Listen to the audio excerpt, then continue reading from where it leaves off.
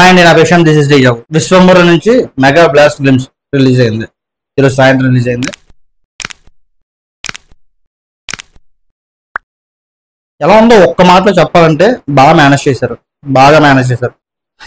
ఏం చెప్తామండి ఇంకా అంటే లైట్ కలర్ లో ఉండి కలర్ఫుల్ గా ఉన్నప్పుడు అన్ని బయటపడిపోతున్నాయి, గ్రాఫిక్స్ మొత్తం బయటపడిపోతుంది అని చెప్పి దాన్ని డార్క్ కలర్ లో మార్చేశారు.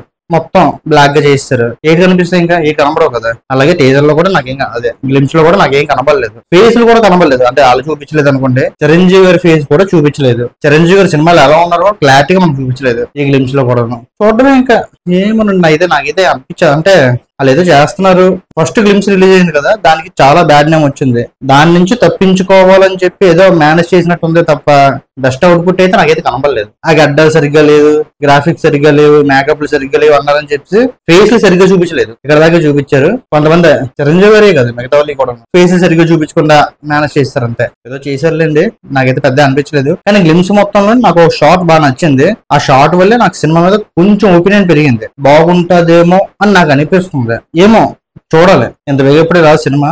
నెక్స్ట్ ఇయర్ సమ్మర్ లో 2026 సమ్మర్ లో రిలీజ్ అవుతుంది. అప్పటిదాకా ఈ సంబంధించి నాకు తెలిసి ఇంత త్వరగా ఇంకే అప్డేట్ రాకపోవచ్చు. అనిల్ రావుపూడి గారి సినిమా ఉంది కదా సంక్రాంతికి, అప్డేట్లు రావచ్చు. ఆ సినిమా తర్వాత ఈ సంబంధించి సాంగ్స్ గానీ మిగతా ఏమైనా సంక్రాంతి తర్వాత దాకా ఇంకే అప్డేట్ రాకపోవచ్చు. సో వచ్చిన అప్డేట్ లో కూడా సరిగ్గా సాటిస్ఫాక్షన్ లేదు. కరెక్ట్ చెప్పండి, సాటిస్ఫాక్షన్ లేదు. రిలీజ్ చేశారు, ఏదో జనాల దగ్గర డబ్బులు తినకుండా రిలీజ్ చేసామని చెప్పే విధంగా ఏదో రిలీజ్ చేస్తారు. ఏదైనా కనబడుతుంది కదా ఎలా ఉందో చెప్పడానికి. అక్కడ ఏంటి కనబడిపోతే ఏం చెప్తాం ఇంకా అలాగా ఉంది. సరే అండి, అయితే ఇప్పటి వరకు ఈ గ్లిమ్స్ ఎవరైనా చూసిన వాళ్ళు ఉంటే మీకు ఏంటనిపించిందో కామెంట్ లో చెప్పండి. నా ఒపీనియన్ అయితే ఇదే, ఇలాగే అనిపించింది. ఈ వీడియో చూసిన కొంచెం లైక్ చేయండి, అలాగే నా ఛానల్ సబ్స్క్రైబ్ చేయండి ప్లీజ్.